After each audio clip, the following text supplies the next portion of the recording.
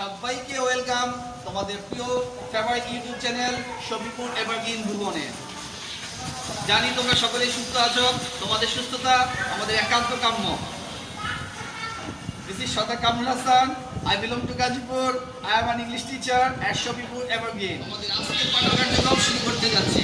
আমাদের আজকের discussion matter হচ্ছে সেন্টেন্স। বরাবরের মতো সবাই আমাদের প্রিয় ইউটিউব চ্যানেলকে সাবস্ক্রাইব করবে, লাইক শেয়ার কমেন্ট দিয়ে অন্য বন্ধুদের দেখার সুযোগ করে দেবে। কেমন? তাহলে চলো বন্ধুরা, দেরি না করে আমরা আমাদের আজকের পাঠে ফিরে যাই। Let's go. Assalamu alaikum. This is Shata Kamul Hassan. I belong to Gazipur. I am an English teacher at Shofipur Evergreen.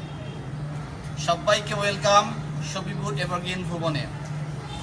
সকলে সুস্থতা কামনা করে আমরা আমাদের আজকের পাঠ শুরু করতে যাচ্ছি। গত ক্লাসে আমরা সেন্টেন্স পার্ট 1 এ শিখেছি সাবজেক্ট অ্যান্ড প্রেডিকেট। আজকে আমরা শিখব সেন্টেন্সের পার্ট 2। আমাদের আজকের লেসন হচ্ছে how many kinds of sentences. There are 5 kinds of sentences. Sentence কত প্রকার সেটা আমরা এখন শিখব। তাহলে দেখো, এখানে আমাদের একটা চার্ট আছে। এই চার্টের মধ্যে আমরা সেন্টেন্সকে 5 ভাবে বিভক্ত করেছি। সেগুলো কি কি? Assertive sentence, interrogative sentence, imperative sentence, objective sentence, exclamatory sentence.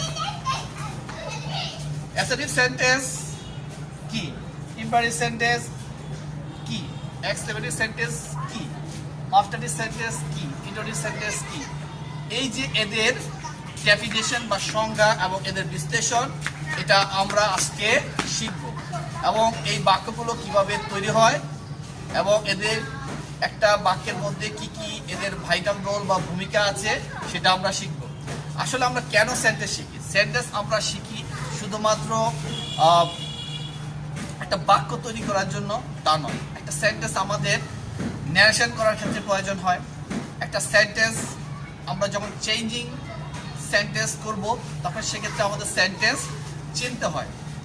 So আমাদেরকে এই জন্যই সেন্টেন্স শিখতে হবে। এখন একটা সেন্টেন্সে পার্টস অফ স্পিচ, বাক্যের অন্তর্গত প্রত্যেকটি অর্থপূর্ণ শব্দই পার্টস অফ স্পিচ।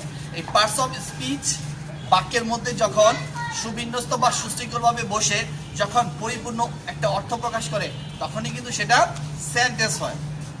তাহলে আসো বন্ধুরা, আমরা এখন সেন্টেন্স নিয়ে ডিসকাস করি। অ্যাসার্টিভ সেন্টেন্স নিয়ে আজকে আমরা এখন বুঝবো যে অ্যাসার্টিভ সেন্টেন্সটা কি। অ্যাসার্টিভ সেন্টেন্স হচ্ছে একটা বিবৃতিমূলক বাক্য। যে সেন্টেন্স দ্বারা সাধারণভাবে কোনো বিবৃতি প্রদান করা হয় তাকে অ্যাসার্টিভ সেন্টেন্স বলে। তাহলে কোনো ব্যক্তি, বস্তু বা প্রাণী সম্বন্ধে যখন কোনো বিবৃতি বা বর্ণনা প্রদান করা হবে তখনই সেটি হবে অ্যাসার্টিভ সেন্টেন্স। এই অ্যাসার্টিভ সেন্টেন্সকে আমরা যদি ইংলিশে এর ডেফিনিশন দিই তাহলে হবে a sentence that makes a statement or assertion is called an assertive sentence. তাহলে যে সেন্টেন্স কোনো বিবৃতি দেয় বা কোনো বর্ণনা দেয় তখন সেটি হয় অ্যাসার্টিভ সেন্টেন্স। অ্যাসার্টিভ সেন্টেন্স দুই প্রকারের। একটা হচ্ছে অ্যাফার্মেটিভ স্টেটমেন্ট, আর একটা হচ্ছে নেগেটিভ স্টেটমেন্ট। অ্যাফার্মেটিভ সেন্টেন্স কি? যে সেন্টেন্স দ্বারা কোনো না বোধক বিবৃতি প্রদান করে তাকে নেগেটিভ সেন্টেন্স বলে, আর যে সেন্টেন্স দ্বারা কোনো হাবোধক বিবৃতি প্রদান করে তাকে অ্যাফার্মেটিভ সেন্টেন্স বলে। তাহলে আমরা এখন বুঝতে পারলাম হাবোধক উক্তি হলো অ্যাফার্মেটিভ সেন্টেন্স আর না বোধক উক্তি হলো নেগেটিভ সেন্টেন্স। দ্যাট মিনস হাবোধক বাক্যটাই হচ্ছে অ্যাফার্মেটিভ স্টেটমেন্ট আর না বোধক বাক্যটি হচ্ছে নেগেটিভ স্টেটমেন্ট। তাহলে আমরা অ্যাসার্টিভ সেন্টেন্সকে দুই ভাগে বিভক্ত করতে পারি। একটা হচ্ছে অ্যাফার্মেটিভ আর একটি হচ্ছে নেগেটিভ। Affirmative, negative. অ্যাফার্মেটিভ হচ্ছে হাবোধক আর নেগেটিভ হচ্ছে না বোধক। যেমন এক্সাম্পল, কামাল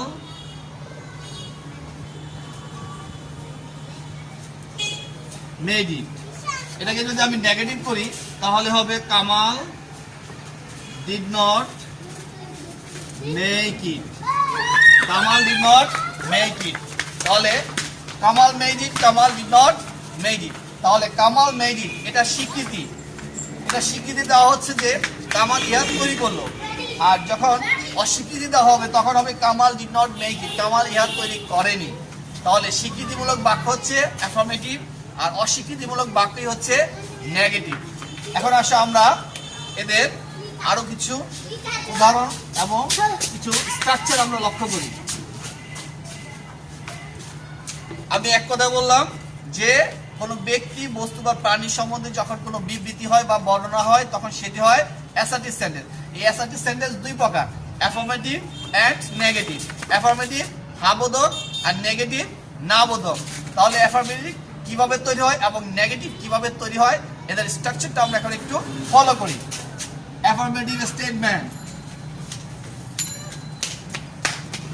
নেগেটিভ স্টেটমেন্ট, ঠিক আছে? আসো অ্যাফার্মেটিভ কিভাবে হবে? Subject verb plus object plus বাকি অংশ। এখন এই অ্যাফার্মেটিভ অক্সিলারি ভার্বও থাকতে পারে, subject plus aux plus verb plus object plus বাকি অংশ। আর নেগেটিভে কি হবে? সাবজেক্টের পরে একটা এক্স অক্সিলারি ভার্ব থাকবে, তারপরে নটের শব্দ নট থাকবে অথবা এন্টি থাকবে প্লাস ভার্ব থাকবে প্লাস অবজেক্ট থাকবে বাকি অংশ থাকবে। এভাবে আমরা অ্যাফার্মেটিভ এবং নেগেটিভ বাক্য তৈরি করার জন্য স্ট্রাকচার ফরম্যাটটা বা ফরমেশন অফ স্ট্রাকচারটা আমাদের মনে রাখবো। কেমন? তাহলে অ্যাসার্টিভ সেন্টেন্স দুই প্রকার, অ্যাফার্মেটিভ এবং নেগেটিভ। অ্যাফার্মেটিভ এবং নেগেটিভের স্ট্রাকচারের আলোকে আমরা এখন উদাহরণগুলোকে পরিবর্তন করবো অ্যাফার্মেটিভ থেকে নেগেটিভ। এই উদাহরণগুলো বিশ্লেষণগুলো আমরা কি পাই? অ্যাফার্মেটিভ থেকে নেগেটিভ যখন পরিবর্তন করবো, যেমন Nira, Nira subject, Nira reads attentively. তাহলে রিডস ভার্বের সাথে এস যুক্ত থাকলে আমাদের নেগেটিভ করতে হলে অক্সিলারি ভার্ব টু ডাজ ব্যবহার করতে হবে। যেহেতু থার্ড পারসন সিঙ্গুলার ভার্বের সাথে এস যুক্ত আছে তাহলে আমাদের ডাজ হবে। তারপরে নেগেটিভ অর্থ প্রকাশের জন্য আমাদের নট বসাবো। আর অক্সিলারি ভার্বটা যখন সিঙ্গুলার হয়ে যাবে তখন মূল ভার্বটা প্লুরাল হয়ে রিড হবে। তারপর বাক্যের বাকি অংশ ব্যবহার করব। Nira does not read attentively. তারপর 2 নং বাক্যে I know him very well. এখানে ভার্বের সাথে এস বেস যুক্ত নেই, তাহলে আমাদের ডু ব্যবহার করতে হবে। যদি অক্সিলারি ভার্ব না থাকে তাহলে আমাদের সাহায্যকারী ভার্ব হিসেবে ডু ডাজ প্রেজেন্ট টেন্সে ব্যবহার করতে হয় আর পাস্ট টেন্সে ডিড ব্যবহার করতে হয়। তাহলে এখানে যেহেতু ভার্বটা সাবজেক্ট সিঙ্গুলার তাহলে ভার্বটা সিঙ্গুলার, কিন্তু ভার্বের সাথে এস যুক্ত নেই বলে আমরা সিঙ্গুলার ভার্ব হিসেবে ডু ব্যবহার করব। তাহলে আই ডু নট। তারপর ভার্বের প্লুরাল হয়ে প্রেজেন্ট ফর্ম হবে আই ডু নট নো। তারপর বাক্যের বাকি অংশ লিখবো I do not know him very well. 3 নং বাক্যে থাকা অর্থে হ্যাভ আছে, have present tense, has present tense আর পাস্ট টেন্স যেমন হ্যাড। তাহলে প্রেজেন্ট টেন্সে যদি আমাদের এখানে হ্যাভ সিঙ্গুলার অর্থ প্রকাশ করেছে তাহলে এখানে আমাদের আইয়ের পরে ডু বসবে, তারপরে নট আই ডু নট, তারপরে ভার্বটা প্লুরাল হয়ে যাবে হ্যাভ। তারপর বাক্যের বাকি অংশ I do not have a nice garden. I have a nice garden. I do not have a nice garden. আর আমেরিকান স্টাইলে যদি বলতে চাই তাহলে হবে I don't have a nice garden. Remo has a sweet rose garden. তাহলে এখানে আমাদের সাবজেক্ট বসাবো প্রথমে, যেহেতু হ্যাজ আছে এখানে সাবজেক্ট থার্ড পারসন সিঙ্গুলার, তাহলে হ্যাজ সিঙ্গুলার এখানে ধারণা প্রকাশ করেছে, তাহলে আমাদের হ্যাজের জন্য আমাদের এখানে ডাজ বসাবো। ডাজ নট আর ভাবটা তখন প্লুরাল হয়ে যাবে, অর্থাৎ হ্যাজটা হ্যাভ হয়ে যাবে। Remo does not have a sweet rose garden.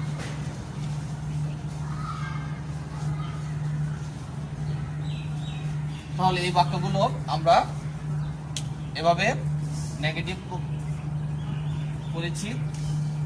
নিয়ম অনুযায়ী আমাদের নেগেটিভ করা হয়েছে। এখন আসো আরো কিছু উদাহরণ লক্ষ্য করি।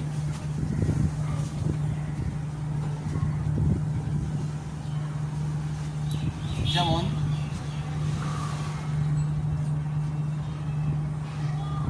he phoned me yesterday,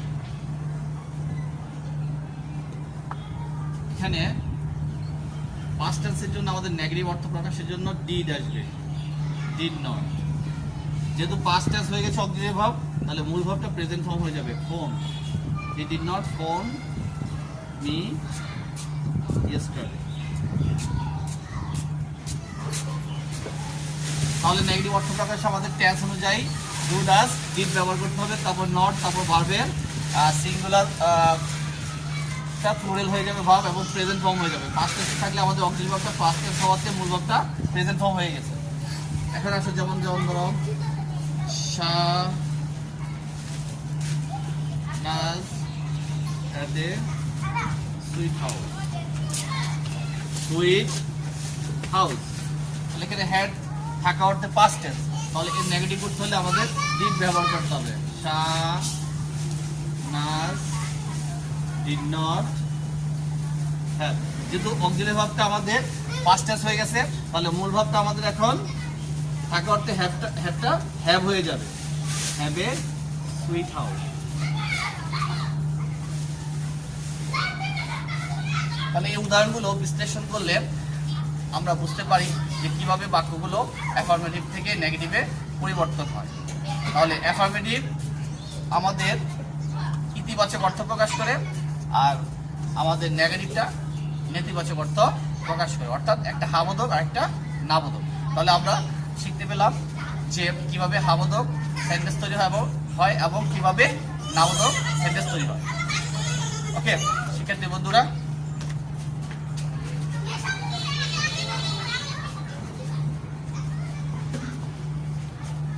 এছাড়া আরেকটা জিনিস রিমেম্বার দ্যাট, মনে রাখবে যে যদি কোনো বাক্যের অক্সিলারি ভার্ব থাকে তাহলে আমাদেরকে সেই অক্সিলারি ভার্বের পরেই নট বসিয়ে দিতে হবে, তারপরে মূল ভাবটা অপরিবর্তনীয় থাকবে। কেমন? আর এম ইজ আর ওয়াজ হয় যদি আমাদের আর হিসেবে কাজ করে, তাহলে আমাদের এম ইজ আর ওয়াজ এর পরে নট বসিয়ে আমরা নেগেটিভ অর্থ প্রকাশ করব। যেমন I am a student, I am not a student, I was a boy, I was not a boy. এভাবে আমরা এম ইজ আর ওয়াজ এর পরে নট বসিয়ে নেগেটিভ অর্থ প্রকাশ করব। কেমন? ওকে, আমরা এখন শিখবো ইন্টারোগেটিভ সেন্টেন্স। ইন্টারোগেটিভ সেন্টেন্স কি? What is interrogative sentence? Interrogative sentence হচ্ছে প্রশ্নমূলক বাক্য, অর্থাৎ প্রশ্নমূলক বাক্য। যে সেন্টেন্স দ্বারা কোনো প্রশ্ন করা হয় তাকে ইন্টারোগেটিভ সেন্টেন্স বলে। যে সেন্টেন্স দ্বারা কোনো প্রশ্ন করা হয়, অর্থাৎ সাধারণভাবে কোনো ব্যক্তি বা বস্তু সম্পর্কে কিছু জানতে চাওয়া হয়, তাকেই ইন্টারোগেটিভ সেন্টেন্স বলে। তাহলে আমরা ইংলিশে ডেফিনিশন দিতে পারি যে a sentence which generally asks a question about some person or thing is called an interrogative sentence. Interrogative sentence O affirmative হতে পারে, আবার interrogative sentence ও নেগেটিভ হতে পারে। That means affirmative interrogative, negative interrogative. Interrogative sentence দুই প্রকারের হতে পারে আবার, affirmative interrogative, নেগেটিভ এবং নেগেটিভ ইন্টারোগেটিভ। অ্যাফার্মেটিভ ইন্টারোগেটিভ এবং নেগেটিভ ইন্টারোগেটিভ কিভাবে করতে হয় সেটা আমরা এখন একটু দেখব। কেমন? সেটা সাধারণত অক্সিলারি ভার্ব বা interrogative word who, which, what, how ইত্যাদি দ্বারা সূচিত হয়। ইন্টারোগেটিভ সেন্টেন্সের শেষে অবশ্যই নোট অফ ইন্টারোগেশন বা প্রশ্নবোধক চিহ্ন বসাতে হবে। ইন্টারোগেটিভ সেন্টেন্সের ক্ষেত্রে সবসময় সাবজেক্ট সবসময় ভার্বের পরে বসে। তাহলে আমরা বুঝতে পারলাম যে ইন্টারোগেটিভ সেন্টেন্স এর শেষে একটা প্রশ্নবোধক চিহ্ন দিতে হবে। এরা অক্সিলারি ভার্ব দিয়েও শুরু হতে পারে, আবার ডাব্লিউএস কোশ্চেন ওয়ার্ড দিয়েও শুরু হতে পারে। আবার ইন্টারোগেটিভ সেন্টেন্সের শেষে অবশ্যই একটা প্রশ্নবোধক চিহ্ন ব্যবহার করতে হবে। ইন্টারোগেটিভ সেন্টেন্সের ক্ষেত্রে অবশ্যই সাবজেক্ট ভার্বের পরে বসাতে হবে। কেমন? তাহলে চলো দেখি।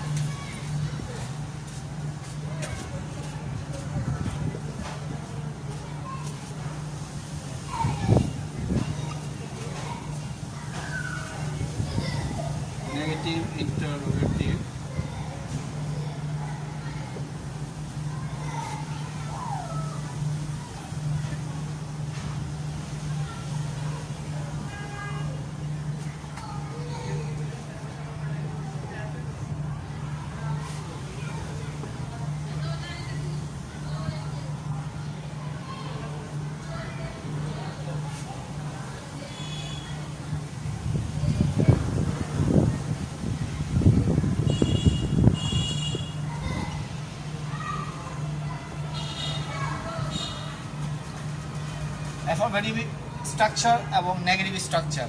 আমাদেরকে ইন্টারোগেটিভ বাক্যটা আমরা দুইভাবেই সাজাতে পারি, তবে বেশিরভাগ ক্ষেত্রে আমাদের প্রশ্ন করা হয় অ্যাফার্মেটিভ স্টাইলে, আর কিছু কিছু ক্ষেত্রে হয়তোবা আমাদের নেগেটিভটা ব্যবহার করতে হয়। তাহলে চলো বন্ধুরা, আমরা এখন উদাহরণের মাধ্যমে ইন্টারোগেটিভ সেন্টেন্সটা প্রয়োগ এবং ব্যবহারটা দেখি, কেমন?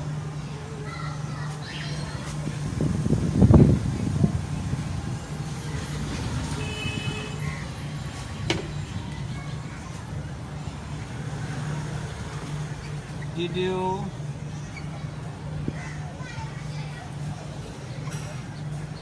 go home yesterday?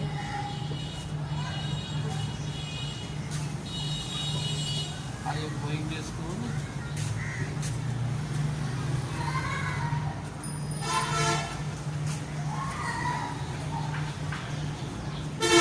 এই দুটো অ্যাফার্মেটিভ ইন্টারোগেটিভ সেন্টেন্সকে আমরা এখন নেগেটিভে পরিবর্তন করব।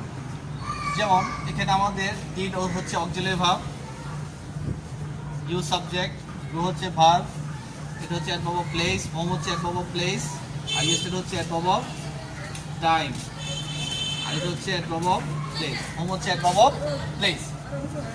এখন এটাকে যদি আমি নেগেটিভ করি তাহলে কি হবে? Did you not go home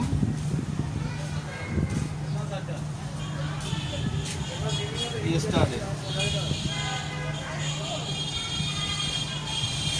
তাহলে এখানে আমাদের সাবজেক্টের আগে অক্সিলারি ভার্ব বসেছে, তারপরে নট, তারপরে ভার্ব, তারপরে বাকি অংশ শেষে একটা ইন্টারোগেশন সাইন বা প্রশ্নবোধক চিহ্ন। তাহলে প্রশ্নবোধক বাক্যের শেষে বসলে আমরা বুঝতে পারবো যে বাক্যটা ইন্টারোগেটিভ সেন্টেন্স। যেমন এই বাক্যটাকে যদি আমি নেগেটিভ করি তাহলে কি হবে? Are you not going to school? এখানে আমাদের সাবজেক্টের আগে অক্সিলারি ভার্ব বসেছে, তারপরে নট নেগেটিভ অর্থ প্রকাশে, তারপরে মূল ভাব, তারপর বাক্যের বাকি অংশ। এভাবে আমরা অ্যাফার্মেটিভ ইন্টারোগেটিভ সেন্টেন্সকে নেগেটিভ ইন্টারোগেটিভ সেন্টেন্সে পরিবর্তন করব। এখন আসলে আমরা একটা ডাব্লিউএস কোশ্চেনে পরিবর্তন দেখি।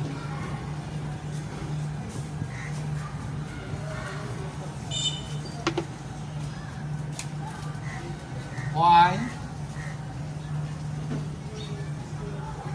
will you go there tomorrow? Why will you go there tomorrow? কেন তুমি আগামীকাল সেখানে যাবে? এখন আমি যদি প্রশ্ন করি নেগেটিভ অর্থে তাহলে কি হবে? Why will you not go there tomorrow? তাহলে এখানে আমাদের ডাব্লিউএস কোশ্চেন ওয়ার্ডের পরে একটা অক্সিলারি ভার্ব বসেছে, তারপর সাবজেক্ট অর্থাৎ সাবজেক্টের আগে অক্সিলারি ভার্ব, তারপর আমার নেগেটিভ অর্থ প্রকাশের নট, তারপর হচ্ছে মূল ভার্বের প্রেজেন্ট ফর্ম, তারপর বাকি অংশ শেষে প্রশ্নবোধক চিহ্ন। এভাবে আমরা একটা ডাব্লিউএস কোশ্চেন যুক্ত ইন্টারোগেটিভ সেন্টেন্সকে নেগেটিভ বাক্যে পরিবর্তন করতে পারি। তাহলে বন্ধুরা, তোমরা অবশ্যই এখানে বুঝতে পেরেছো যে কিভাবে আমরা অ্যাফার্মেটিভ স্টাইলে নেগেটিভ করব, ইন্টারোগেটিভ সেন্টেন্স করব, আবার অ্যাফার্মেটিভ কিভাবে ইন্টারোগেটিভ করব এবং নেগেটিভ ইন্টারোগেটিভ কিভাবে করব। তাহলে তোমরা সকলেই বন্ধুরা বুঝতে পেরেছো আশা করি। এখন আসো আমরা পরবর্তী সেন্টেন্সে চলে যাই। এরপরে আমরা যে বাক্যটা শিখব সেটা হচ্ছে ইম্পেরাটিভ সেন্টেন্স। ইম্পেরাটিভ সেন্টেন্স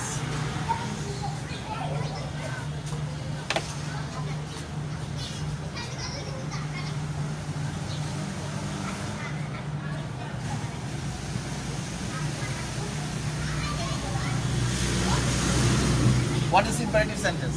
অবশ্যই আমরা এটা শুনলেই বুঝতে পারি যে সেন্টেন্স দ্বারা কোনো আদেশ, নির্দেশ, নিষেধ, অনুরোধ, প্রস্তাব, অনুমতি এ ধরনের যদি কোনো অর্থ প্রকাশ পায় তখন সেটি হয় ইম্পারেটিভ সেন্টেন্স। তাহলে আমি বলতে পারি যে সেন্টেন্স দ্বারা কোনো আদেশ, নিষেধ, অনুরোধ, উপদেশ, আদেশ, নিষেধ, অনুরোধ, উপদেশ ইত্যাদি প্রকাশ পায় তখন তাকে ইম্পারেটিভ সেন্টেন্স বলে।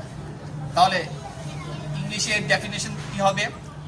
Sentence which expresses advice, order, request, forbid, propose, permission is called imperative sentence. তাহলে যে সেন্টেন্স দ্বারা কোনো আদেশ, নির্দেশ, নিষেধ, অনুরোধ, প্রস্তাব, অনুমতি ইত্যাদি প্রকাশ পায় তখন তাকে ইম্পারেটিভ সেন্টেন্স বলে। এখন আসো আমরা স্ট্রাকচার এবং উদাহরণগুলো লক্ষ্য করি। ইম্পারেটিভ সেন্টেন্স অ্যাফার্মেটিভ এবং নেগেটিভ হতে পারে।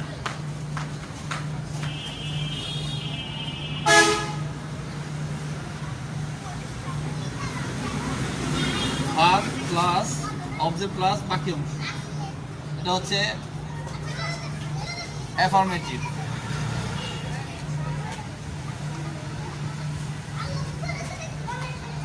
তাহলে নেগেটিভ কি হবে? নেগেটিভ হবে প্রথমে আমাদের ডু নট অথবা ডোন্ট বসবে, তারপরে ভার্বের প্রেজেন্ট ফর্ম, তারপরে অবজেক্ট, তারপরে বাক্যের বাকি অংশ। একটা জিনিস মনে রাখবা, আদেশ, নির্দেশ, নিষেধ, অনুরোধ এই ধরনের অর্থ প্রকাশে আমরা প্রথম ক্লাসে শিখেছিলাম যে সেকেন্ড পারসন ইউ সাধারণত উজ্জ থাকে।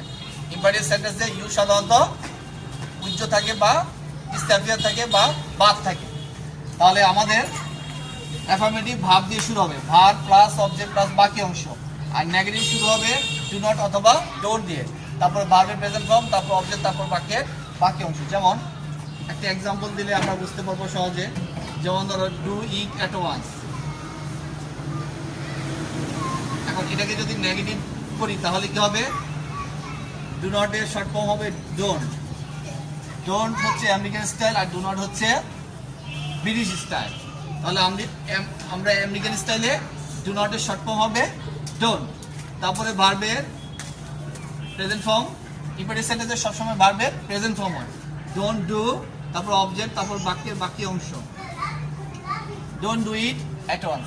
এভাবে আমরা ইম্পারেটিভ সেন্টেন্সের আদেশ, নিষেধ, তারপরে অনুরোধ এই ধরনের অর্থ প্রকাশে অ্যাফার্মেটিভও আমরা করতে পারি, নেগেটিভও করতে পারি। তাহলে মূলত নেগেটিভটা ফরবেইড হয়, নিষেধ। ওকে, তাহলে এখন আসো আমরা ইম্পারেটিভ আর কি কি অর্থ প্রকাশ করে সেগুলো একটু লক্ষ্য করি।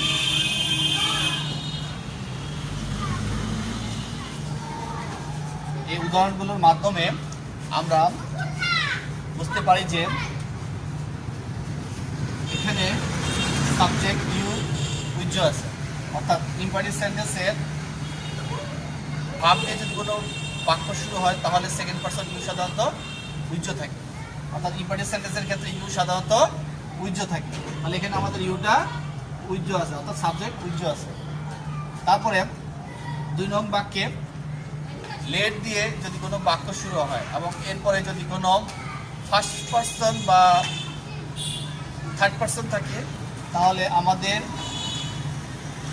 লেটের পরে যে ভার্ব আছে সেই ভার্বের আগে ইনফিনিটিভে টু উজ্জ থাকে, ইনফিনিটিভ একটু উজ্জ থাকে। অর্থাৎ দ্যাট মিনস ফার্স্ট পারসন ও থার্ড পারসনের ক্ষেত্রে লেট দিয়ে ইম্পারেটিভ বাক্য সূচিত হবে এবং লেটের পরে ইনফিনিটিভে যে টু বসানোর কথা সেটা আমাদের উজ্জ থাকবে, অর্থাৎ মূল ভাবের আগে টু বসবে না। আর সবসময় মনে রাখতে হবে ইম্পারেটিভ বাক্য ভার্ব সর্বদাই ভার্বের প্রেজেন্ট ফর্ম হবে, অর্থাৎ ইম্পারেটিভ বাক্যের ভার্ব প্রেজেন্ট ফর্মে হয়ে থাকে। তাহলে এখানে আমাদের লেটের পরে এই যে থার্ড পারসন, এদের পরে যে ভার্বটা আছে এদের আগে আমাদের ইনফিনিটিভ টু বাদ যাবে। 3 নং বাক্যে আমরা দেখতে পেলাম যে লেটের পরে আস হয়েছে। লেটের পরে যদি আস থাকে তাহলে অবশ্যই সেটা প্রপোজ বোঝায় বা সাজেশন বোঝায়। দ্যাট মিনস লেট দ্বারা যদি প্রস্তাব বোঝায় বা পরামর্শ বোঝায় তাহলে সেটা প্রপোজ হয়ে যায়। দ্যাট মিনস লেটের পরে উইয়ের অবজেক্টিভ ফর্ম আস হবে এবং ভার্বের প্রেজেন্ট ফর্ম হবে, তারপর বাক্যের বাকি অংশ let us go out for a walk. That means এখানে লেটের পরে উইয়ের অবজেক্টিভ ফর্ম আস হয়েছে। ঠিক তেমনি দ্বিতীয় বাক্যে আমরা লেটের পরে আস বসিয়েছি এবং ভার্বের প্রেজেন্ট ফর্ম বসিয়েছি। এভাবে তারপর বাক্যের অবজেক্ট সহ বাক্যের বাকি অংশ বসবে। তাহলে লেটের পরে আমাদের অবশ্যই আস হবে প্রস্তাবের অর্থ প্রকাশের জন্য। কেমন? এখন আসলে আরো কয়েকটি উদাহরণ দেখি আমরা।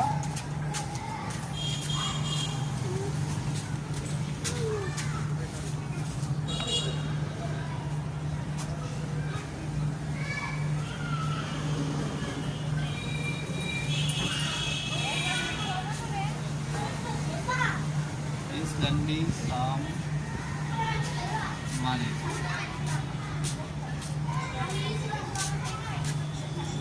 माया कैसा है Kindly ये चार्जर पूरा तो पुष्के साथ वो देख पुष्के करने पाना वो जो सोनी सोनी बोला है वो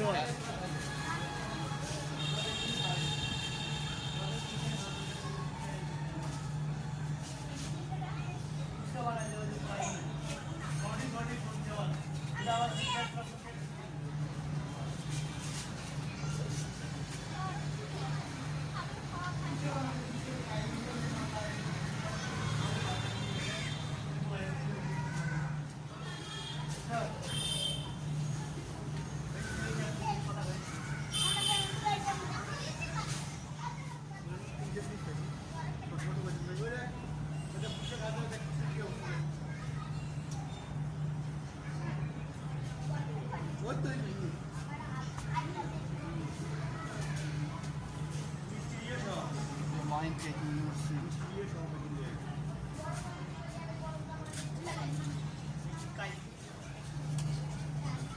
এই উদাহরণগুলো দ্বারা আমরা কি বুঝতে পারি? এই উদাহরণগুলো দ্বারা আমরা বুঝতে পারি যে প্লিজ ল্যান্ড মি সাম মানি, দয়া করে আমাকে কিছু টাকা দাও। কাইন্ডলি হেল্প মি, দয়া করে আমাকে সাহায্য করো। Kindly tell him to come again, তাকে আবার আসার জন্য দয়া করে তাকে বলো। তাহলে এই বাক্যগুলো দ্বারা অনুরোধমূলক অর্থ প্রকাশ পেয়েছে। তাহলে প্লিজ বা কাইন্ডলি দ্বারা অনুরোধ অর্থ প্রকাশে বাক্যের শুরুতে বসে। আমাদের 6 নম্বর উদাহরণে আমরা কি দেখতে পাই? Could you help me, will you please take your seat, would you mind taking your seat, would you mind taking your seat. Could you help me, তুমি কি আমাকে সাহায্য করতে পারো? Will you please take your seat, তুমি কি তোমার আসনটা গ্রহণ করবে? Would you mind taking your seat, তুমি কি তোমার আসনটা গ্রহণ করবে? মনে কিছু না করলে তোমার আসনটা গ্রহণ করবে? এ ধরনের অর্থ প্রকাশ করে। তাহলে এ ধরনের প্রশ্নবোধক বাক্য দ্বারা যদি আমাদের অনুরোধমূলক অর্থ প্রকাশ পায়, তাহলে সেক্ষেত্রে আমাদের could you, will U A ধরনের প্রশ্নবোধক বাক্যের দ্বারাও আমরা ইম্পারেটিভ সেন্টেন্সের অর্থ প্রকাশ করতে পারি। Could you, will you, would you এই ওয়ার্ডগুলো বাক্যের শুরুতে থেকে যদি কোনো অর্থ প্রকাশ করে তখন সেটা হবে অনুরোধমূলক, আর অনুরোধমূলক হলে সেটা ইম্পারেটিভ সেন্টেন্স হয়ে যাবে। কেমন?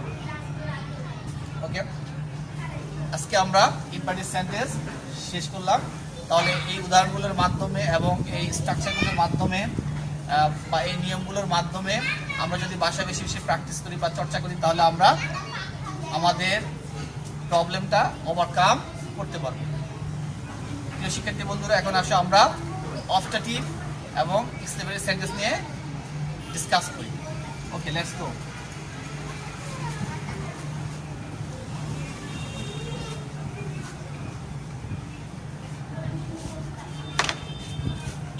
অপটেটিভ সেন্টেন্স কি?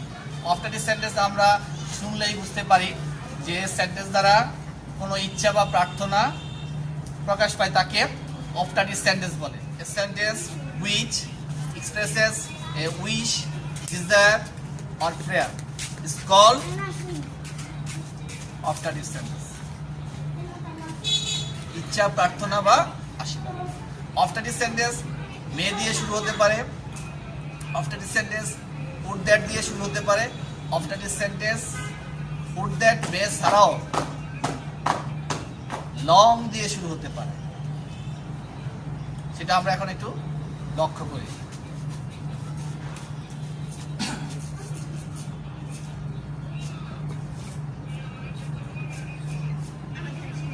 May you be happy in life. Put that I were a child. Long live Bangladesh. May you be happy in life. তুমি জীবনে সুখী হও। এখানে প্রথমেই সাবজেক্টের আগে মে মডেল ভাব বসবে, তারপরে সাবজেক্ট, তারপরে ভাব, তারপর বাকি অংশ। এভাবে মে দিয়ে আমরা ইচ্ছা প্রকাশ করতে পারি, উইশ বা desire. Put that I were a child. যদি আমি একটা শিশু হতাম, তাহলে আমি যদি আবার শৈশবকালে ফিরে যেতাম, এই যে আমার একটা আকাঙ্ক্ষা, ডিজায়ার, এই ধরনের আকাঙ্ক্ষা প্রকাশ করলেও আমরা এবারে অফটারটিভ অর্থ প্রকাশ করতে পারি। এই ধরনের অর্থ প্রকাশ করলেও আমরা সেটা অফটারটিভ বুঝতে পারবো, এবং এই বাক্য দ্বারা ডিজায়ার অর্থ প্রকাশ করেছে বলে এটি অফটারটিভ সেন্টেন্স, অর্থাৎ এই ধরনের অর্থ প্রকাশ করলে সেটি হবে অফটারটিভ সেন্টেন্স। যেমন পুট দ্যাট এবং মে ছাড়াও বাক্যের শুরুতে লং লিভ, এটা হচ্ছে প্রেডিকেটটা আগে চলে আসবে আর সাবজেক্টটা পরে চলে যাবে। এটা একটু ব্যতিক্রম যে প্রেডিকেট আগে আসবে, এটা আমরা আমাদের পার্ট 1-এ শিখেছিলাম যে প্রেডিকেট আগে আসবে, সাবজেক্ট পরে চলে যাবে। লং লিভ বাংলাদেশ, বাংলাদেশ দীর্ঘজীবী হোক। তাহলে এখানে আমার ইচ্ছা, এখানে আমার ইচ্ছা যে বাংলাদেশ চিরস্থায়ী হোক, বাংলাদেশ চিরজীবী হোক। তাহলে এভাবে বাক্য দ্বারা যদি আমাদের ইচ্ছা, প্রার্থনা বা আশীর্বাদ প্রকাশ পায়, তখন সেটা হবে অফটারটিভ সেন্টেন্স। যেমন আমি যদি বলি যে প্রার্থনা, যেমন ধরো may Allah bless you, may Allah bless you. তাহলে মে দিয়ে বাক্য সূচিত হয়েছে, প্রথমে বাক্যের শুরুতে মে, তারপরে সাবজেক্ট, তারপর ভার্বের প্রেজেন্ট ফর্ম, তারপর অবজেক্ট। যেহেতু মে একটা মডেল ভাব, মডেল অক্সিলারি ভাব, এই জন্য আমাদের মূল ভাবটা প্রেজেন্ট ফর্ম হয়ে যায়। তাহলে মে সাবজেক্টের আগে আসবে, তারপর সাবজেক্ট, তারপরে ভার্বের প্রেজেন্ট ফর্ম, বেস ফর্ম, তারপরে অবজেক্ট। মে যুক্ত বাক্যের ক্ষেত্রে প্রেজেন্ট ফর্ম হবে না, সবসময় ভার্বের বেস ফর্ম হবে। তাহলে মে দিয়ে আমাদের বাক্য শুরু হলে অবশ্যই ভার্বের বেস ফর্ম লিখতে হবে। তাহলে মে আল্লাহ ব্লেস ইউ, আল্লাহ তোমার মঙ্গল করুক। তাহলে সৃষ্টিকর্তার কাছে আমি প্রার্থনা জানিয়েছি, তাহলে প্রার্থনা অর্থ প্রকাশে আমাদের কি হবে? অফটারটিভ সেন্টেন্স হবে। অফটারটিভ সেন্টেন্স অ্যাফার্মেটিভ হতে পারে, আবার নেগেটিভও হতে পারে। এখন আসো আমরা সেটা লক্ষ্য করি।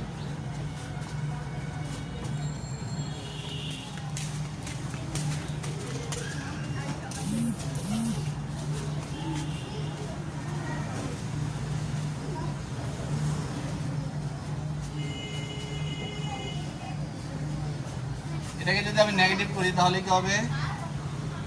মে ইউ নট,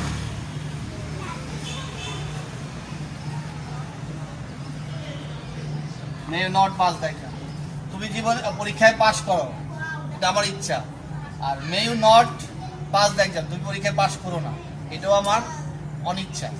তাহলে ইচ্ছা অনিচ্ছা, তাহলে একটা ইতিবাচক আর একটা নেতিবাচক। তাহলে ইতিবাচক এবং নেতিবাচক, অর্থাৎ স্বীকৃতি এবং অস্বীকৃতি, এ ধরনের আইডিয়া বা ধারণা প্রকাশ পেতে পারে অফটারটিভ সেন্টেন্সের কাছে।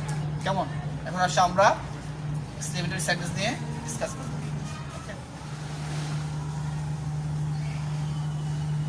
আমাদের শিক্ষার্থী বন্ধুরা, এখন আমরা এক্সক্লেমেটরি সেন্টেন্স শিখব। এক্সক্লেমেটরি সেন্টেন্সটা কি?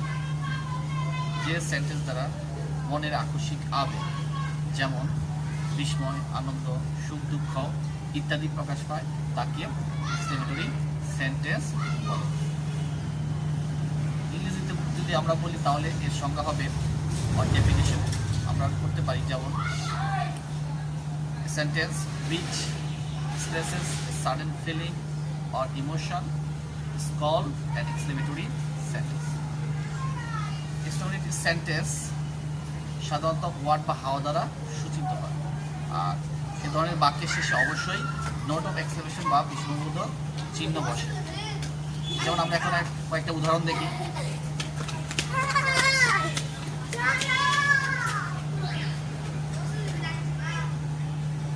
beautiful. The rose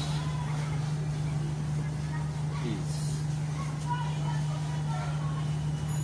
What a nice garden.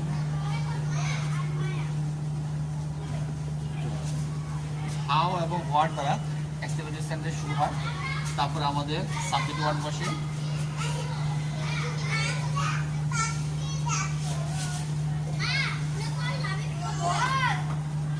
হাওয়ার দ্বারা অ্যাক্টিভিটি সেন্টেন্স শুরু হয়, প্রথমে হাওয়া বসছে, তারপর অ্যাডজেক্টিভ, তারপর নাউন থাকলে বসবে, না হলে সাবজেক্ট আসবে, তারপর ভার্ব আসবে, সবার শেষে এক্সক্লেমেশন সাইন বসবে বা বিস্ময়বোধক চিহ্ন বসবে।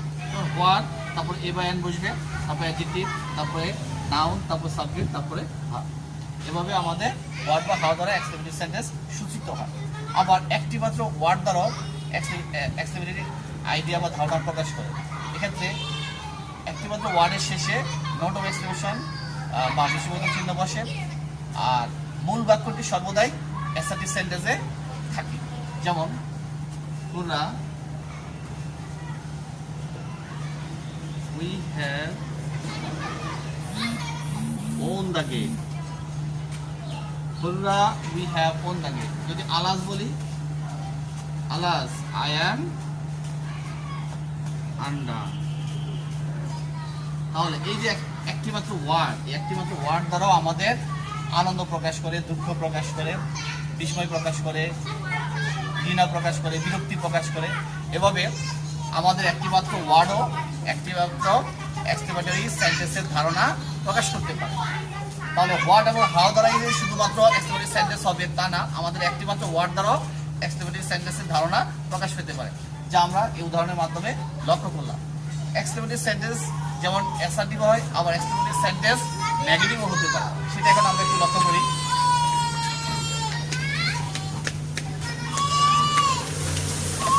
যেমন দুরা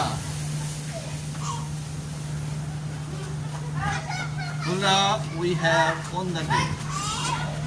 Dura we have won the game.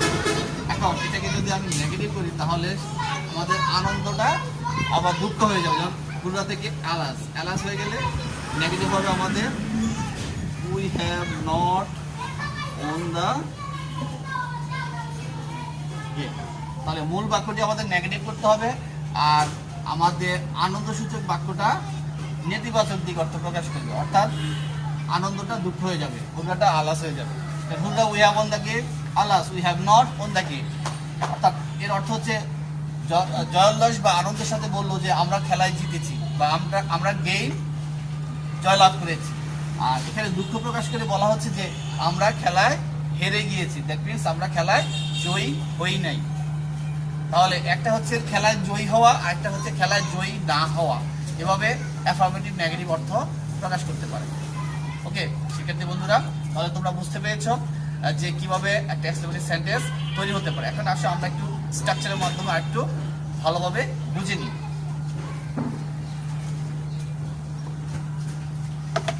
যেমন এক্সক্লেমেটিভ সেন্টেন্সের স্ট্রাকচার হতে পারে, প্রথমে যদি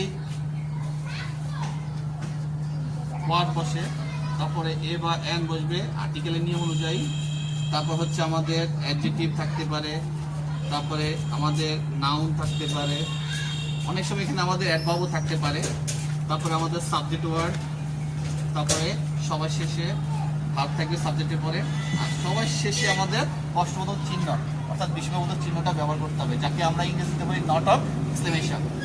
আর যদি হাও দিয়ে বাক্যটা শুরু হয় তাহলে আমাদের প্রথমে হাও বসবে, তারপরে আমাদের অ্যাডজেক্টিভ অ্যাডভার্ব আসবে, তারপরে নাউন থাকলেও থাকতে পারে আবার নাও থাকতে পারে, এই জন্য আমরা ব্র্যাকেটে রাখলাম, তারপর সাবজেক্ট, তারপরে ভার্ব, শেষে এক্সপ্রেশন সাইন। এভাবে আমাদের হোয়াট এবং হাও দিয়ে বাক্যটা শুরু হয়। আর যদি একটি মাত্র ওয়ার্ড থাকে তাহলে আমাদের প্রথমে আমাদের এক্সক্লেমেটরি ওয়ার্ড থাকবে, এক্সক্লেমেটরি, যেটা আনন্দ, দুঃখ, বিস্ময়, বেদনা, ঘৃণা, বিরক্তি অর্থ প্রকাশ করতে পারে। এক্সক্লেমেটরি ওয়ার্ড তারপর শেষে এক্সপ্রেশন সাইন, আর পরবর্তী যে মূল বাক্যটা থাকবে রুট সেন্টেন্স, সেটা অ্যাসার্টিভ সেন্টেন্স হবে।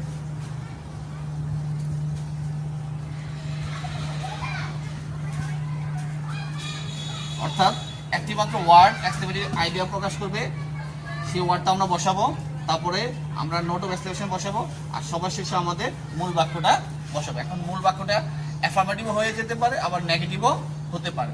এভাবে আমাদের স্ট্রাকচার বা কাঠামো অনুযায়ী আমরা বাক্যের গঠন দেখলে যাতে বুঝতে পারি যে এটা এক্সক্লেমেটরি সেন্টেন্স, এবং আমরা যাতে তৈরি করতে পারি এই জন্য আমাদের স্ট্রাকচার বা কাঠামোটা বেশি বেশি এক্সারসাইজ করতে হবে, প্র্যাকটিস করতে হবে।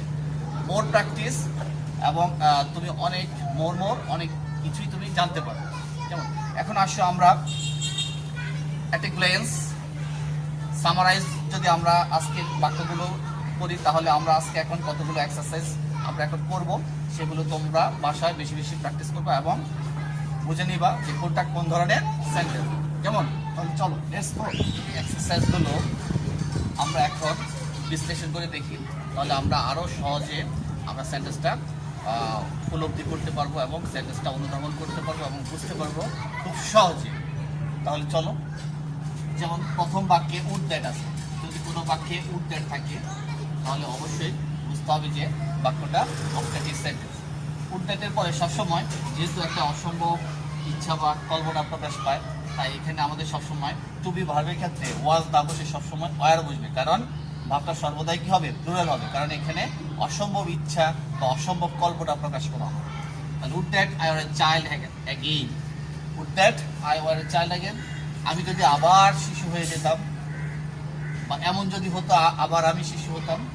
Would that I could be a prime minister of Bangladesh, এমন যদি হতো আমি বাংলাদেশের প্রাইম মিনিস্টার প্রধানমন্ত্রী হতে পারতাম। তাহলে যদি মডাল ভাব থাকে তাহলে তারপর অবশ্যই বেস ফর্ম বসে, এটা আমি আগেও বলেছি এখনও বলি যে মডাল ভাবের পর সর্বদা ভার্বের বেস ফর্ম হবে। তাহলে এই ধরনের উড দ্যাট দিয়ে যদি কোনো বাক্য শুরু হয় তাহলে বাক্যটা বুঝতে হবে যে অবজেক্টিভ সেন্টেন্স। এখন কোনো বাক্যের শুরুতে যদি নেভার থাকে, নেভার হচ্ছে একটা অ্যাডভার্ব, এটা ভাবকে মডিফাই করছে, নেভার মিক্স, কখনো মিশে যেও না উইথ দ্য ব্যাড বয়েজ, খারাপ বালকদের সাথে। তাহলে এখানে এটা একটা নিষেধমূলক বা এটা একটা উপদেশমূলকও হয়। নেভার দ্বারা আমাদের নেগেটিভ অর্থ প্রকাশ করতে পারে ইম্পারেটিভ সেন্টেন্সের ক্ষেত্রে, আর ইম্পারেটিভ সেন্টেন্সের সর্বদাই ভার্বের প্রেজেন্ট ফর্ম হয়। Did you not go home yesterday, এই বাক্যটি দ্বারা আমাদের ইন্টারোগেটিভ বা প্রশ্নবোধক অর্থ প্রকাশ পেয়েছে, কারণ বাক্যের শেষে প্রশ্নবোধক চিহ্ন আছে এবং পাস্ট টেন্স যেহেতু বাক্যটা, তাই তার সাবজেক্টের আগে প্রথমে একটা অক্সিলারি ভার্ব আছে ডিড, তারপর সাবজেক্ট, আর নট আছে যেহেতু, তাহলে এটা বুঝতে হবে যে এটা নেগেটিভ ইন্টারোগেটিভ সেন্টেন্স। তারপর দেখো 5 নম্বর বাক্যে উড ইউ মাইন্ড থেকে কাপ অফ টি, আমরা জানি যে প্রশ্নবোধক বাক্যেও চিনতে হয় শুধুমাত্র প্রশ্নবোধক চিহ্ন দেখে, কিন্তু এমন কিছু বাক্য থাকে যেগুলি দ্বারা অনুরোধমূলক অর্থ প্রকাশ হয়, সেই বাক্যগুলো কখনোই সঠিক হয় না, সেগুলো আমরা ইম্পারেটিভ সেন্টেন্স বুঝতে হবে। কারণ যেমন উড ইউ মাইন্ড এখানে একটা ভার্ব আছে, তাই আমাদের পরবর্তী ভাবটা প্রেজেন্ট পার্টিসিপল হয়ে যায়। Would you mind taking a cup of tea, আপনি যদি মনে না করেন তাহলে এক কাপ চা গ্রহণ করতে পারেন, তাহলে এটা কোনো একজন ব্যক্তিকে অনুরোধ করা হচ্ছে এই বাক্যটি দ্বারা। লেট হিম গো হোম, যখন ফার্স্ট পার্সন বা থার্ড পার্সন থাকে তাহলে ইম্পারেটিভের আইডিয়া বা ধারণা প্রকাশ করার জন্য আমাদের যেমন হিয়ের অবজেক্টিভ ফর্ম, লেটের পরে হিম বসে, আর লেট যেহেতু একটা ভার্ব তাই আমাদের ইনফিনিটিভ ভার্বের আগে টু বসে, এটা আমি আগে বলেছি। তাহলে let him go home alone, এই জন্য আমাদের ইম্পারেটিভ বাক্যের ভার্বটা প্রেজেন্ট ফর্ম হয়, let him go home alone. Don't let him go home alone, তাহলে ইম্পারেটিভ সেন্টেন্সকে যদি আমরা নেগেটিভ করি তাহলে লেটের আগে আমরা ডোন্ট বসাবো, তারপরে লেট, তারপরে আমাদের সাবজেক্টের অবজেক্টিভ ফর্ম, তারপর ভার্বের প্রেজেন্ট ফর্ম, তারপর বাক্যের বাকি অংশ বসবে অর্থ অনুযায়ী। মে ইউ বি হ্যাপি, তাহলে এখানে আমাদের আমরা জানি মে দ্বারা অপারেটিভ সেন্টেন্স শুরু হয়, তাহলে সাবজেক্টের আগে আমাদের মেটা থাকবে। আমরা জানি অগ্রিম থাকলেই ইন্টারেটিভ হয়, কিন্তু মে যদি বাক্যের সাবজেক্টের আগে চলে আসে তাহলে তারপর ভাবে বেস ফর্ম হয়, তারপর বাক্যের বাক্যে বসে, তাহলে এভাবে মে দেখে আমরা বুঝতে পারবো যে বাক্যটা operative sentence. May you not be happy, তাহলে এই বাক্যটা ইম্পারেটিভ বাক্যটাকে এই অপারেটিভ বাক্যটাকে আমরা যদি নেগেটিভ করি তাহলে সাবজেক্টের পরে নট বসাবো, তাহলে may you not be happy. তাহলে একটা হচ্ছে ইতিবাচক আর একটা হচ্ছে নেতিবাচক অর্থ প্রকাশে আমাদের সাবজেক্টের পরে নট বসেছে, দ্যাট মিনস নেগেটিভ অর্থ প্রকাশ করেছে। আর 10 নং যে বাক্যটা আছে সেটা will you take your seat, এই বাক্যটা একই অর্থ প্রকাশ করে যে মনে হচ্ছে যে এটা ইন্টারোগেটিভ সেন্টেন্স, আসলে এটা ইন্টারোগেটিভ সেন্টেন্স, এটা হবে ইম্পারেটিভ সেন্টেন্স, কারণ এটাও একটা অনুরোধমূলক। Will you take your seat, আপনি কি আপনার আসনটা গ্রহণ করবেন, অর্থাৎ আমি ভদ্রভাবে আরেকজন ব্যক্তিকে অনুরোধ করছি যে তার আসনটা গ্রহণ করার জন্য বা তার আসনে বসার জন্য। তাহলে প্রশ্নবোধক বাক্যের ক্ষেত্রে যদি আমাদের অনুরোধমূলক অর্থ প্রকাশ পায় তাহলে সেটি বুঝতে হবে যে ইম্পারেটিভ সেন্টেন্স। ওকে শিক্ষার্থী বন্ধুরা, আজকে আমরা অনেক শিখেছি। সামনের আমাদের মোহনীয় যে এপিসোডগুলো আসবে সেগুলো আরও সুন্দরভাবে সাজানো হবে।